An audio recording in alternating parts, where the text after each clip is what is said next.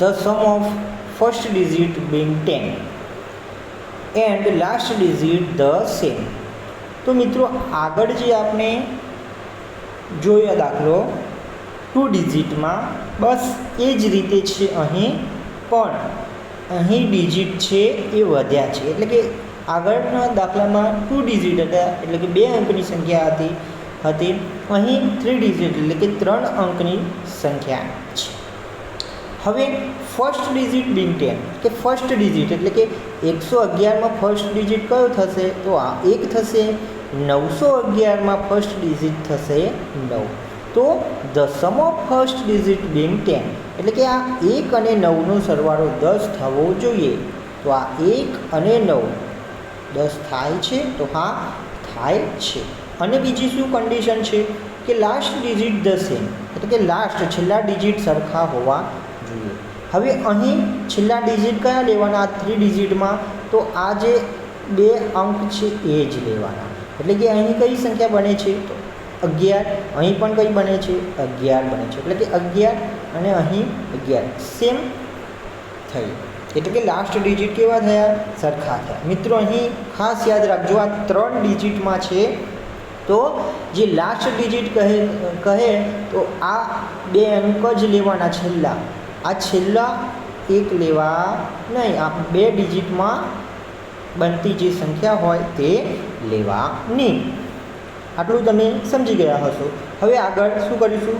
તો આ જે 11 અને 11 છે તો એનો શું કરીશું? સૌ પ્રથમ ગુણાકાર કરીશું. આ 11 ગુણ્યા 11. હવે મિત્રો આગળ તમને ક્રોસ મલ્ટિપ્લિકેશનની જે ટ્રીક શીખવાડી હતી એ જ ટ્રીક અહીં કામ લાગશે. તો શું?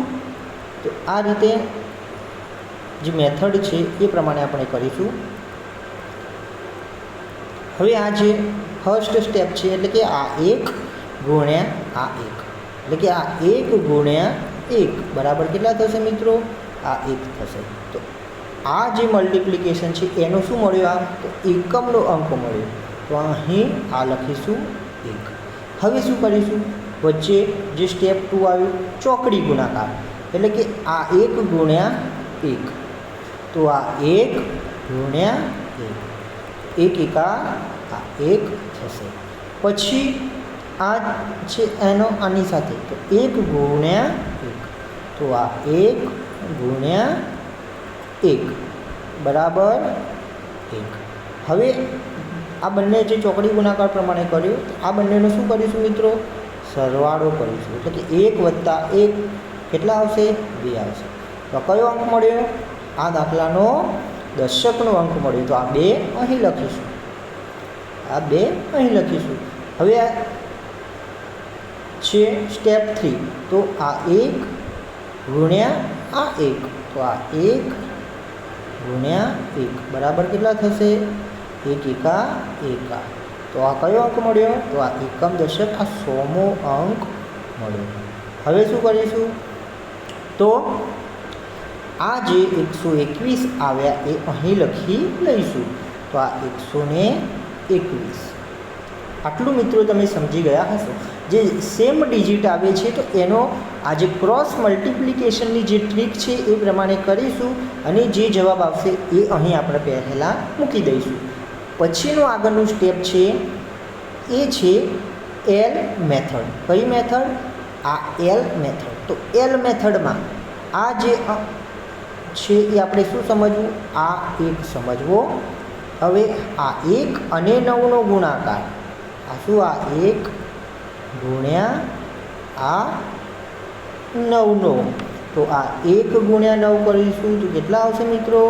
તો 1 9 9. અહીં મિત્રો શું? ડબલ ડિજિટમાં લેવાના. કેટલા ડિજિટમાં? તો અહીં ડબલ ડિજિટમાં જ લેવાના. કેટલા ડિજિટમાં લેશો? તો ડબલ ડિજિટમાં લેવા પડશે. હવે જે જવાબ આવ્યો તો એમાં કેટલા? 11 એડ કરીશું. એટલે કે 1 ગુણ્યા 9 તો બરાબર કેટલા આવ્યા? 9. હવે એમાં કેટલા? તો આ 11 એડ કરીશું. કેટલા એડ કરીશું? તો 11 એડ કરીશું. હવે આપણે 11 છે એ આ રીતે લખીશું. આ 9ની નીચે 1 અને આ બાજુ 1.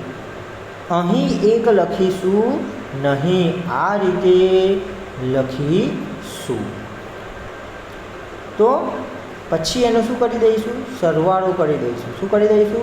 સરવાળો કરી દઈશું. તમે અહીં આ રીતે પણ કરી શકો છો. આ 0 9 આવ્યા તો અહીં આ 0 અહીં 1 અને અહીં 1 3 ડિજિટમાં કરીને પણ તમે કરી શકો છો. આ રીતે પણ કરી શકો છો, આ રીતે પણ કરી શકો છો. એટલે કે ભૂલ પડવાની સંભાવના રહે નહીં.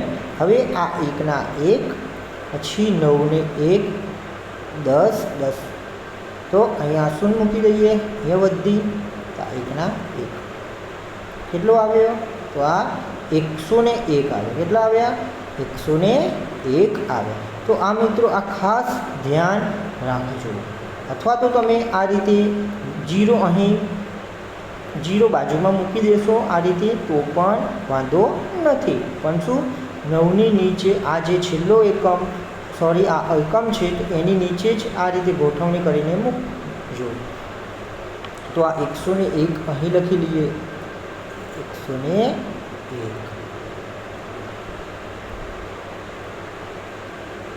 તો 1,01,121 આ આન્સર આવ્યો.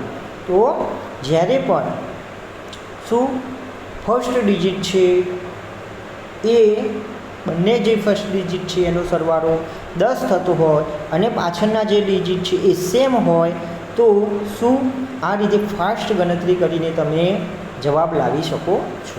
અહીં પણ જોઈએ તો ફર્સ્ટ ડિજિટનો સરવાળો બંનેમાં જે ફર્સ્ટ ડિજિટ આપેલા છે અહીં ફર્સ્ટ ડિજિટ શું થશે? 2. અહીં ફર્સ્ટ ડિજિટ શું થશે? 8. હવે 2 અને 8નો સરવાળો કરીએ તો મિત્રો 10 થાય છે. તો હા 2 અને 8 10 થાય છે. પછી શું લાસ્ટ ડિજિટ સેમ છે તો લાસ્ટ ડિજિટ આપણે આ એક નહીં જોવાના, આખી 2 ડિજિટમાં જ જોઈ લેવાના. એટલે કે આ શું 31. તો હા 31 ઉપર પણ છે, 31 નીચે પણ છે.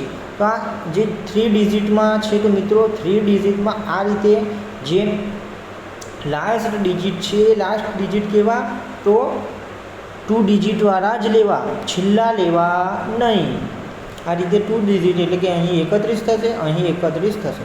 હવે જે શું કરીશું શરૂઆત? તો 31 ગુણ્યા 31 કરીશું. કેટલા કરીશું? તો આ 31 ગુણ્યા 31.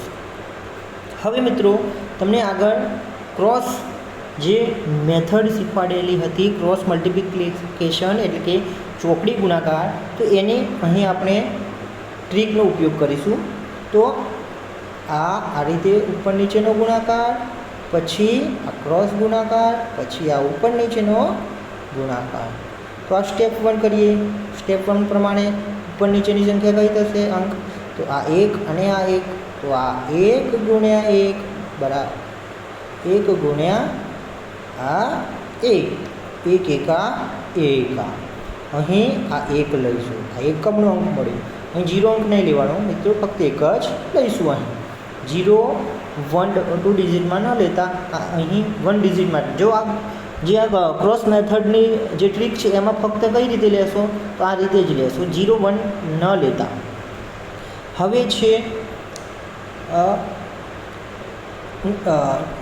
નેક્સ્ટ જે સ્ટેપ છે ક્રોસ મલ્ટિપ્લિકેશનમાં, તો એટલે કે ચોકડી ગુણાકારમાં, એટલે કે આ 1 ગુણ્યા 3. તો આપણે આ 1 ગુણ્યા 3 કરીએ તો 1 3 કેટલા થશે? તો 3 થશે. પછી આ 3 ગુણ્યા 1 અથવા તો 1 ગુણ્યા 3 કરીશું તો પણ ચાલશે. તો 3 ગુણ્યા 1 બરાબર 3 એકા 3. હવે આ જે બંનેનો ક્રોસ ગુણાકાર કર્યો એનો જે જવાબ આવ્યો છે મિત્રો, તો એનું શું કરીશું? આપણે સરવાળો કરીશું. 3 ને 3 થશે 6. તો આ કયો અંક મળ્યો? તો આ દશકનો અંક મળ્યો. આ 6 કયો અંક મળશે મિત્રો? દશકનો. અહીં આ કયો અંક મળ્યો? તો એકમનો. હવે આ 6 કયો અંક મળશે? દશકનો અંક મળશે. હવે આ સ્ટેપ 3 છે. તો શું ઉપર અને નીચેની જે અંક છે એટલે કે ઉપરનો 3 અને નીચેના આ 3, એનો શું ગુણાકાર કરીશું? તો આ 3 ગુણ્યા 3 બરાબર 9. આ 100મો અંક મળ્યો. કયો મળ્યો? 100મો અંક મળે, એટલે કે 31 ગુણ્યા 31 તો શું થશે 961. તો આ 961 મિત્રો અહીં લખી લઈએ તો આ 9, 6 અને 1. હવે આગળની મેથડ શું થશે તો એલ મેથડ. આ રીતે એલ મેથડનો ઉપયોગ કરશો. આ અંક અને આ અંકનો શું ગુણાકાર, પછી આ બંનેનો જે ગુણાકારનો જે આન્સર આવ્યો એનો આ અંક સાથે શું સરવાળો કરીશું. તો આ 2 ગુણ્યા 8 વત્તા 31 કઈ 31 સાથે લઈશું મિત્રો. તો આ રીતે આ 2 ગુણ્યા 8 વત્તા આ 31. એટલું તમે ખાસ ધ્યાન રાખજો મિત્રો કે આ 2 છે એનો 8 સાથે ગુણાકાર અને જે જવાબ આવશે એને 31 સાથે પ્લસ કરીશું. હવે જોઈએ તો 2, 8 તો આ 2 ગુણ્યા 8 2, 8 કેટલા થશે તો 16 થશે. કેટલા થશે મિત્રો 16 થશે.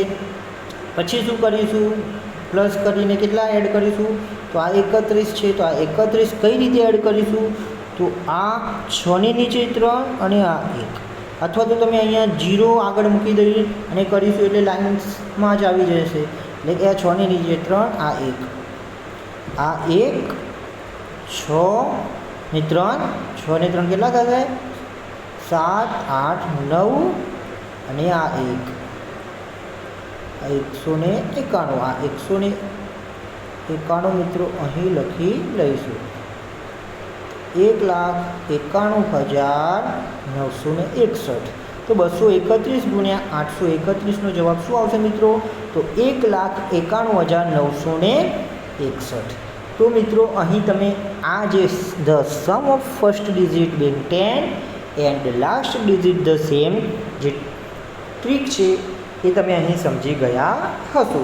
આ જે 3 ડિજિટમાં હશે તો આ 3 ડિજિટમાં જે ફર્સ્ટ જે ડિજિટ છે એમાં શું તો જે ફર્સ્ટ ડિજિટ છે ઉપર અને નીચે બંનેનો સરવાળો 10 આવવો જોઈશે અને જે પાછળના લાસ્ટ ડિજિટ છે તો એ કેવા સેમ જોઈશે.